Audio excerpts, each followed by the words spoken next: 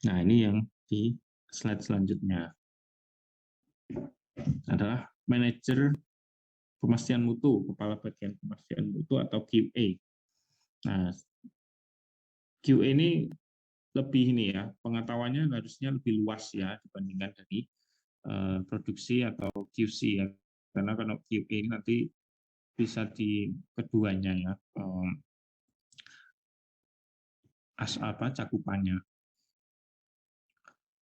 Nah, salah satu syaratnya yang pertama adalah apoteker terdaftar jelas, memiliki pengalaman 5 tahun di industri farmasi, tidak disebutkan di bagian apa, namun dia sudah berpengalaman 5 tahun. Syukur-syukur memang jenjang karirnya di awal itu adalah di bagian QA. Kemudian memiliki pengalaman dan pengetahuan dalam pembuatan obat dan pengujian fisik dan analisa kimia. Ini selain produksi juga QC juga mereka tahu punya pengalaman dan pengetahuan.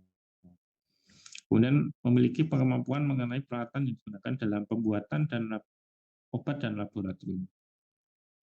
Kemudian memiliki pengetahuan CPOB yang ada ya, baik itu nasional, CPOB-nya dari BPOM, atau mungkin CPOB-nya dari internasional, CGMP, atau mungkin dari negara-negara lain.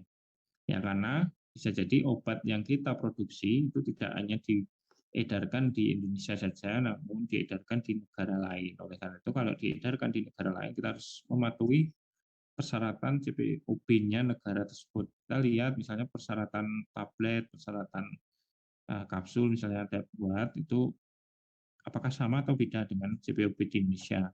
Kalaupun beda, bedanya yang mana? Jadi kita harus mengikuti persyaratan dari negara tujuan. Kemudian pengusahaan bahasa Inggris jelas ya, dan keterampilan kepemimpinan yang tersertifikasi. Ini untuk pemastian mutu memang lebih luas ya, harusnya dia pengetahuannya jauh lebih luas. Memang bukan orang yang detail atau khusus spesifik seperti produksi dan QC, namun pemastian mutu ini harus paham secara luas ya, yang menjadikan dia sebagai personel kunci. Nah, ini tanggung jawab dari kepala pemastian mutu atau manajer QA. Yang pertama adalah memastikan penerapan sistem mutu yang ada di industri farmasi, kemudian pembentukan manual mutu, ya nanti di dokumentasi kita belajar ya sistem mutu atau manual mutu, kemudian memprakarsai dan mengawasi audit internal dan eksternal. Jadi salah satu tugasnya kepala pemastian mutu itu semacam pengawas internalnya lah ya di industri farmasi. Dia melakukan audit itu juga salah satu dari tugas bagian pemastian mutu. Mengawasi fungsi dari QC, jelas ya, dan memprakarsai dan partisipasi dalam program validasi.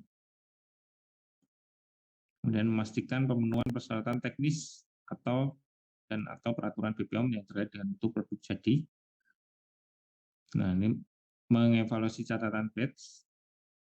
Nah, yang ke-8 ini yang sangat penting ya di setiap paling banyak ya pekerjaan dari manajer QA itu adalah meluluskan atau menolak produk jadi. Jadi tadi QC kan yang bahan awal, bahan kemas, produk antara atau produk luarnya. Kalau QA itu meluluskan atau menolak produk jadi.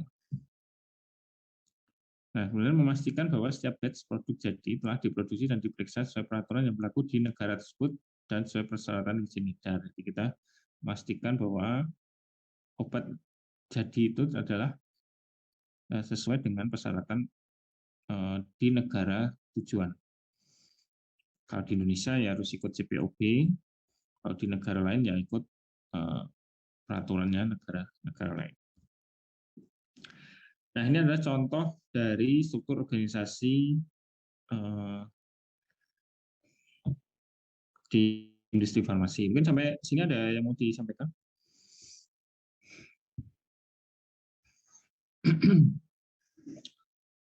Ya, baik, kita lanjut ya. Di struktur organisasi industri farmasi itu ada yang di CPOB 2018 itu ada manajemen puncaknya ya. Manajemen puncak yang kita ini ya, arsir ini ya. Saya coret hitam ini, plan manager. Saya coret kuning ya.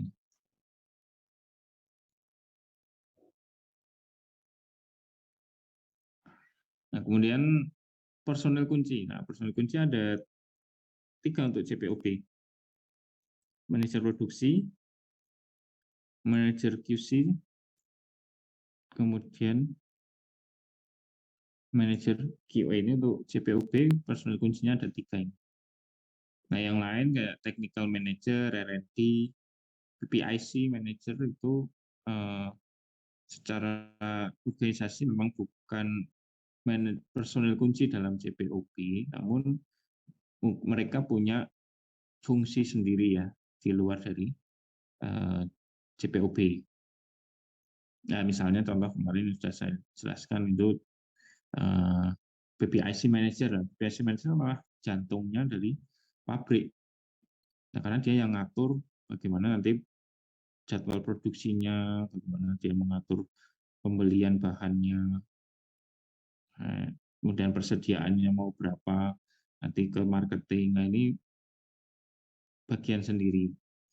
Namun kalau untuk khusus pembuatan obatnya, 3 bagian inilah yang menjadi kuncinya. Kemudian pertanyaan saya ya, kira-kira berapa apoteker yang dibutuhkan di industri farmasi dari lihat struktur industri organisasi ini? Kira-kira apotekernya jumlahnya berapa kira-kira minimal?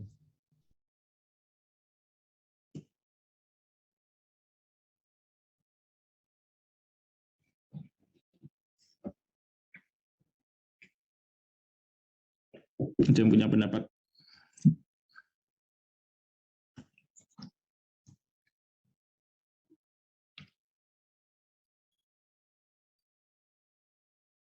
Izin berpendapat Pak Fea. Ya, untuk kunjung. Iya Pak, kalau menurut saya nanti bisa dikoreksi misalnya salah. Menurut saya ada 6 Pak, bagian plan manager, kemudian research and development manager, production manager, QC manager, PPIC manager, dan QA manager. Ya, ada 6 ya. Ya baik. Ya, ada yang lain? Ya, pendapat lain?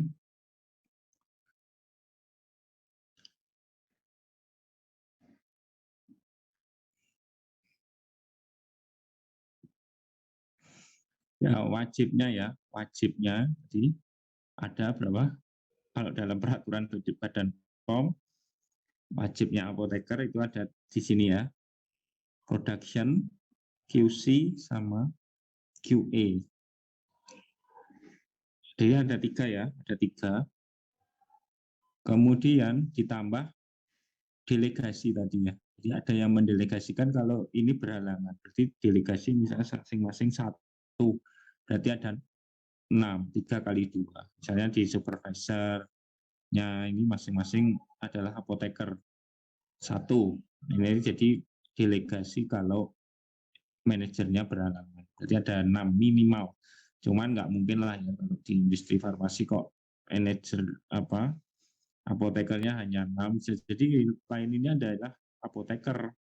R&D-nya apoteker, technical manager, biasa mungkin bisa puluhan lah, puluhan. Apalagi industri besar itu bisa hampir 100 mungkin juga ada apotekernya.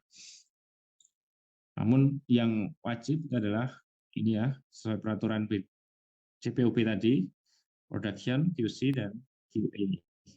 Plus adalah masing-masing punya delegasi. Berarti ada 6. Tapi ya nggak mungkin 6. Kalau mengikuti aturan ya 6, tapi kalau realnya di industri farmasi ya lebih semuanya lebih dari 6. Nah, ini adalah contoh lain ya. Jadi alternatif struktur organisasi di industri farmasi ini tidak saklek ya, bisa fleksibel tergantung kondisi masing-masing industrinya, besar kecilnya industrinya juga. Nah, ini ada satu contoh juga struktur organisasi di mana memisahkan antara bagian produksi dengan bagian QA dan QC. Nah, jadi plant director ini membawai bagian produksi ya. Kemudian ada QO ya, QO quality operation. Nah, itu membawai bagian QC dan juga QA. Ada R&D juga di situ.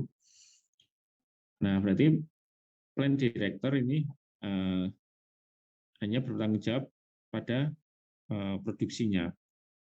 Sedangkan quality operation nanti bertanggung jawab terhadap mutunya, pemastian mutunya. Nah, ini berbeda, dibedakan tugas dan tanggung jawabnya. Jadi plant director dan quality operation director ini setara, masing-masing punya tugas dan tanggung jawab sendiri-sendiri.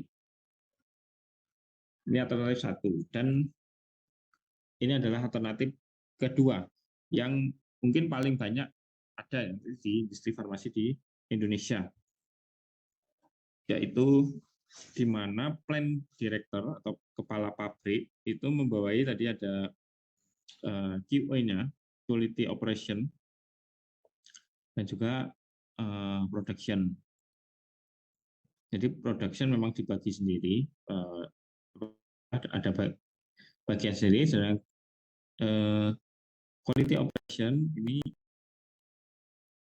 ada QC, ada QA. Jadi kalau yang di struktur organisasi pertama tadi itu production, QC, QA itu di bawah plant director, namun di struktur organisasi di yang alternatif 2 ini plant director ini membawa ada production senior manajernya dan quality operation senior manager. Ini paling sering dipakai struktur organisasi ini pada industri-industri farmasi di Indonesia yang sudah besar lah ya. Ini paling sering digunakan untuk struktur seperti ini. Nah, nanti Anda misalnya punya ini kita berbicaranya adalah industri farmasi yang besar ya. Misalnya kalau nanti Anda punya industri kecil, obat tradisional atau kosmetika, apa ya, struktur organisasinya seperti apa? Apakah harus seperti ini ya? Enggak. Kalaupun Anda cuma punya suami, istri, sama saudara, itu ya udah. Jadi nanti istrinya jadi komisarisnya misalnya, atau mungkin dari pimpinan perusahaan, nanti suaminya jadi apoteker penanggung jawab atau sebaliknya. Nanti ada dua yang bantu, misalnya jadi bagian produksi dan bagian non produksinya. Nah, itu bagian pengolahan dan bagian non pengolahan. Hanya 4 orang, ya bisa saja terjadi. Nah, di sini kita struktur organisasi itu memang fleksibel. Kalau bisa memenuhi ini ya, seperti yang BPOM standarkan, itu ya itu untuk industri besar seperti ini. Namun kalau untuk industri kecil, tentu saja industri farmasi yang untuk obat tidak ada ya industri kecil. Semua industri besar, yang industri kecil kan hanya obat tradisional ataupun kosmetika. Dan nanti struktur organisasinya menyesuaikan dengan kondisi masing-masing. Oke, kita masuk lagi ke selanjutnya, itu pelatihan ya. Ini jelas setiap personel yang bekerja di bagian produksi, bagian gudang, pengawasan mutu, pastian mutu, ini harus melakukan pelatihan secara berkala. Nah, program dan materi pelatihan disiapkan oleh masing-masing kepala bagian yang dikoordinasikan dengan QA manager. Jadi bagian produksi, bagian pengawasan itu nanti berkoordinasi dengan QA manager untuk mengadakan pelatihan. Nah, nanti ada catatan pelatihan karyawan. Jadi di situ ada berita acaranya, siapa saja pesertanya, apa saja yang diberikan, nanti hasil evaluasinya seperti apa, berapa yang lulus, berapa yang ulang, gitu. Itu ada catatannya. Nah, program pelatihannya itu mencakup materi umum, CPOP dasar, khususnya hygiene dan mikrobiologi, ini kebersihan lah ya, kebersihan, dan CPOP spesifik. Spesifik ini khusus, misalnya penanganan khusus, misalnya di situ buat produk-produk steril. Nah, ini juga perlu dilakukan pelatihan berkala. Jadi di ruang steril itu seperti apa, prosedur kerjanya, harus apa. Kemudian pemahaman protap atau SOP masing-masing bagian. Ya, bagian produksi harus memahami SOP atau protap di bagian produksi, bagian QC harus memahami SOP atau protap bagian QC. Kemudian yang lebih advance sendiri mungkin ada pengetahuan sifat atau bahan produk, sifat bahan atau produk, kemudian cara pengolahan dan pengemasan ini juga bisa diberikan pelatihan, tapi untuk personel-personel tertentu yang memang menangani ini. Nah, kebanyakan kan personel di industri itu kan kalau operator itu tidak apoteker ya. Apoteker itu dia malah di jajaran minimal supervisornya ya. Kalau operator itu kan rata-rata SMK ya. Nah, maka dari itu mereka kan tidak dapat CPOP dari sekolahnya dulu. Ya, kita kan harus memberikan pelatihan berkala. Bahkan yang apotekernya ya nanti yang supervisornya juga perlu juga diberikan pelatihan berkala, cuman mungkin materinya berbeda lah ya dengan yang operator. Nah, ini materi umum, ini contohnya adalah pengenalan perusahaan, ini sejarah perusahaan, struktur organisasi, tata tertib perusahaan, kode etik, visi misi perusahaan diberikan. Kemudian pengenalan produk yang dibuat apa aja, dan tugas karyawan masing-masing karyawan punya tugas dan tanggung jawab seperti apa, dan pengenalan pabrik. Nah, pabrik ini nanti mungkin perlu diperlihatkan lagi ya dinahnya, tata letak ruangannya, peralatannya apa aja, ini dikenalkan. Kemudian CPOP dasar. Nah, CPOP dasar khusus untuk industri farmasi ya. Kalau industri makanan, minuman atau apa itu kan beda ya. Ya, karena kita bekerja di industri farmasi maka perlu diberikan CPOP dasar. Terutama ini higiene perorangan dan kebersihan umum. Ini sangat perlu ya diberikan pemahaman terus-menerus. Kemudian kesehatan dan keselamatan kerja atau K3. Ini penanganan pertolongan pertama pada kecelakaan, dan penanganan produk yang berbahaya, bagaimana penanggulangan kalau terjadi kebakaran seperti apa, ini juga perlu diberikan materi tersebut.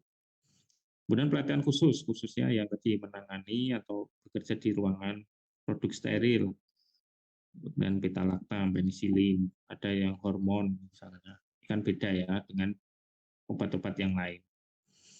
Kemudian pelatihan di tempat kerjanya, jadi di ruangan, misalnya yang produksi nanti melatih di ruangan produksinya, sudah paham nggak cara memakai pakaian, dan bekerja di situ nanti mengoperasikan alatnya seperti apa, gitu ya.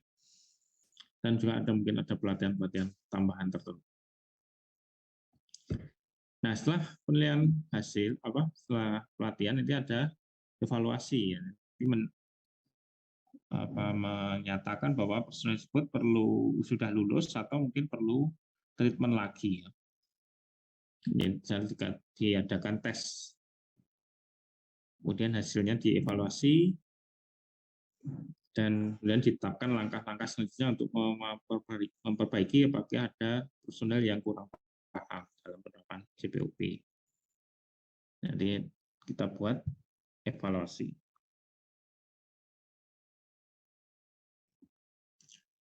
Kemudian ini adalah tadi sudah saya jelaskan di awal ya, perbedaan antara CPOP 2012 dan CPOP 2018 terkait dengan sanitasi dan hygiene. Di CPOP 2012 dia masuk bab 5, termasuk dari aspek CPOP, namun di CPOP 2018 sudah tidak ada.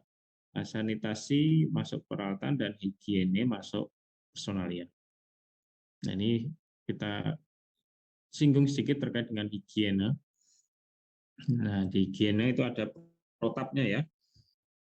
Protap atau program higiene yang secara rinci disiapkan sesuai dengan kebutuhan pabrik. Dan program tersebut mencakup prosedur yang berkaitan dengan praktek kesehatan dan izin serta pakaian personel, kemudian harus dipahami dan dipatuhi secara ketat ya. Secara ketat ini harus strict ya untuk higiene terkait dengan higiene perorangan. Kadang kan ada yang masuk ruang produksi nggak pakai masker, itu perlu diingatkan ya, harus wajib pakai masker, harus sesuai pakaiannya. Nah, pemeriksaan kesehatan itu dari perekrutan ada, secara berkala juga ada. Nanti ada catatannya. Dan harus mengenakan pakaian pelindung yang sesuai. Pakaian pelindung yang ada di ruang produksi dengan yang ada di gudang itu saja beda ya. Kalau di gudang mungkin seragam biasa, ya, seragam biasa ada mungkin helm pengaman, ada sepatu pengaman, masker biasa. Memang kalau di ruang produksi pakai APD ya, lebih tertutup lagi. Dan dihindari bersentuhan langsung dengan produk, khususnya di saat pengolahan, proses pengolahan, dan dilarang makan, minum, merokok, ini jelas ya. Ya. Nah, kemudian yang terakhir itu adalah yang membedakan antara CPOP 2012 dan 2000. Ada konsultan ya, dalam personalia itu ada menyebutkan konsultan. Ini konsultan apa aja sih di sini? Bisa konsultan CPOP-nya atau mungkin bab yang lain lah ya. Contohnya misal konsultan produk ya, konsep produk gitu. Itu juga ada ya. Ada persyaratannya. Konsultannya harus punya pendidikan, pelatihan, dan pengalaman yang memadai atau kombinasi untuk memberikan saran atas subjek yang mereka kuasai. Data-data konsultan ini harus disimpan ya. Nah, kalau di CPOP 2012 tidak diatur. Ada konsultan atau enggak, ya enggak ada aturannya. Teman, kalau di 2018 kalau punya konsultan ya hendaklah sesuai dengan kualifikasi konsultan tersebut. Kalau dia konsultan kayak CPOP, mungkin produksi ya punya sertifikasi ya kayak itu. Kemudian ada ininya ya detail ya, kualifikasi, nama, alamat konsultan ini harus jelas ya. Nanti suatu saat ada audit, BPOM bisa mengecek ini konsultan beneran atau abal-abal. Ya, itu terkait dengan personalia. Saya kira sudah cukup banyak ya yang sudah saya sampaikan. Nanti Anda bisa mungkin kalau pengen lebih, nah di peraturan CPOP 2018 itu Anda bisa baca semua terkait dengan bab ini ya. Itu dari saya untuk materi personalia. Masih ada waktu cukup lama ya, 15 menit. Silakan mungkin ada yang mau disampaikan atau didiskusikan terkait dengan personalia.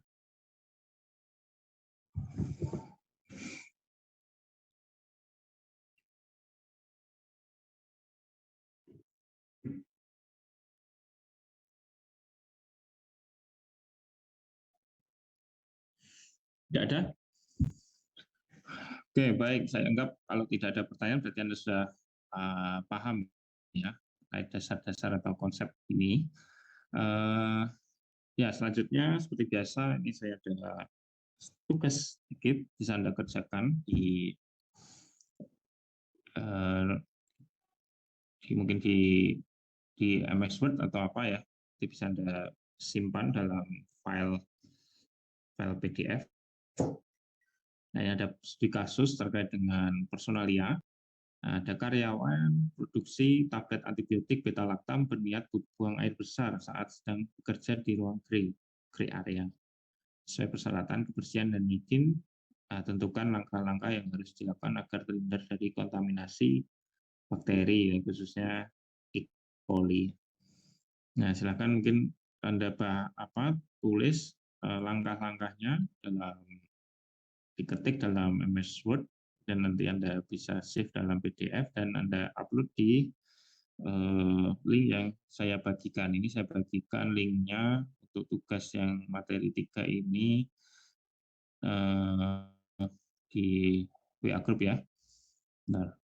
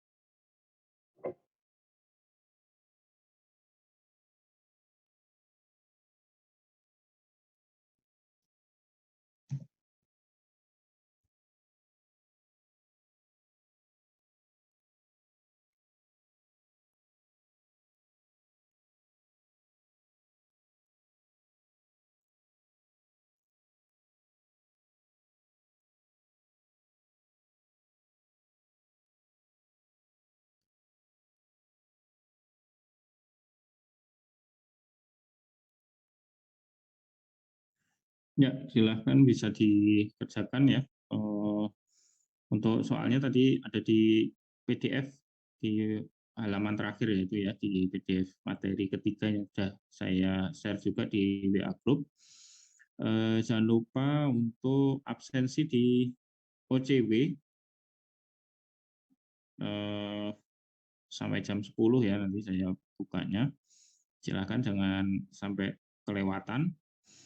Kemudian untuk tugas Anda kerjakan nanti sampai besok pagi ya. Jadi Anda upload di link yang sudah saya berikan. Oke, kalau tidak ada pertanyaan untuk pertemuan pada pagi hari ini saya akhiri. Kurang lebihnya mohon maaf. Wassalamualaikum warahmatullahi wabarakatuh. Waalaikumsalam.